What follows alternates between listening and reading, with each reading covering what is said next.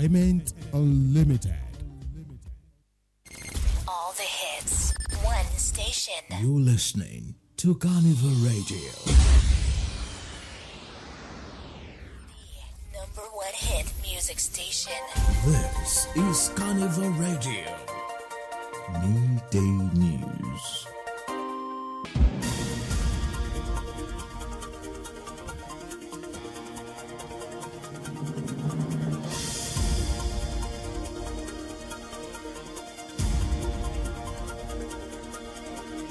Good afternoon and welcome. This is Carnival Radio Midday News. I am Oluwadamilare Badmos. To begin the news this afternoon, the Tinubu Media Force (TMF) has dismissed recent allegations by the People's Democratic Party (PDP) accusing President Bola Ahmed Tinubu of indifference toward Nigerian security challenges, describing the claims as baseless and disheartening of facts. In a statement titled "Telling the Truth About Tinubu's Security Initiative," issued on Monday evening by its national coordinator, Gbenga Abiola, the group said the president has demonstrated unprecedented urgency and commitment in addressing the nation's security concerns. The statement outlined several measures taken under Tinubu's administration, including constitutional reforms aimed at overhauling Nigerian national security architecture and the rollout of an integrated security strategy.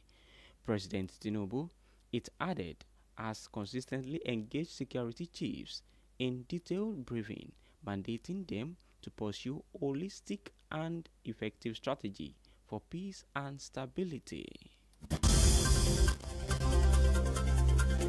Meanwhile, the Lagos Chamber of Commerce and Industry has urged Nigerian not to lose momentum in addressing the structural drivers of inflation despite the recent easing in the inflation rate. The Director General of the LCCI, Dr. Chinyere Almona, made this call on Tuesday in Lagos, responding to the May inflation figure of 22.97%. According to the National Bureau of Statistics, Nigerian headline inflation rate fell to 22.97% in May, down from 23.71% in April.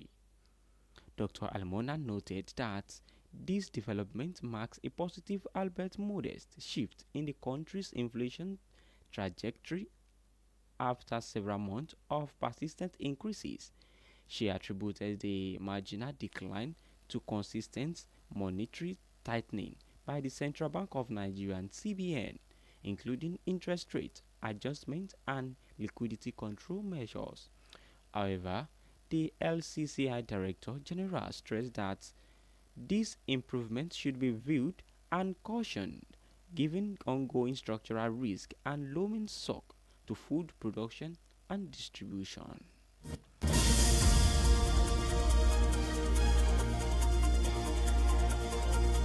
In the meantime, a Niger Delta youth group has called on the Independent National Electoral Commission (INEC) to, as a matter of urgency, suspend ongoing INEC wards delineation exercise in the Warri area of Delta South Senatorial District to avoid further breakdown of law and order.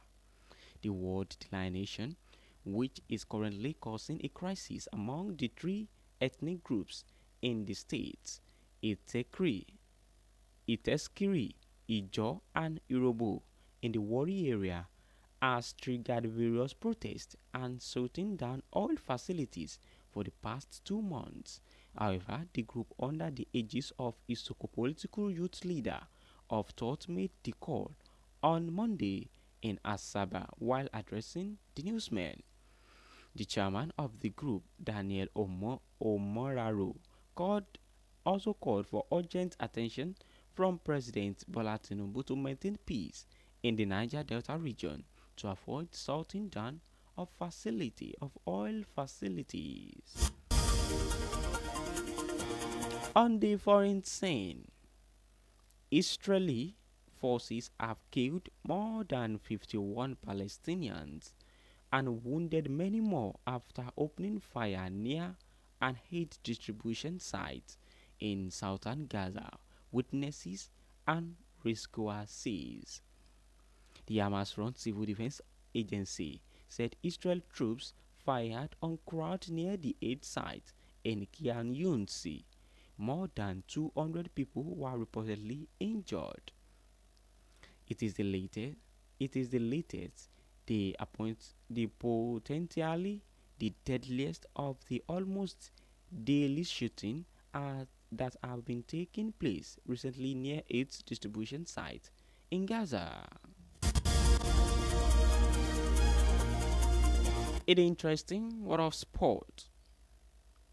The Lavia City Stadium will undergo a major upgrade ahead of the 2025-2026 season. The stadium is the home ground of Nigerian Premier Football League (NPFL) side Nasarawa United facilities. Club The NPFL recently directed all clubs participating in 2025-2026 season to upgrade their stadium facilities. Clubs that failed to adhere strictly to the directive would be forced to play their home matches on a natural venue, according to the league body. The NPFL have demanded for a standard playing surface, approved and functional standard LED floodlights for night matches, and provision of backup generator to provide alternative source of power supply. The new season will kick off on Friday, 22 August.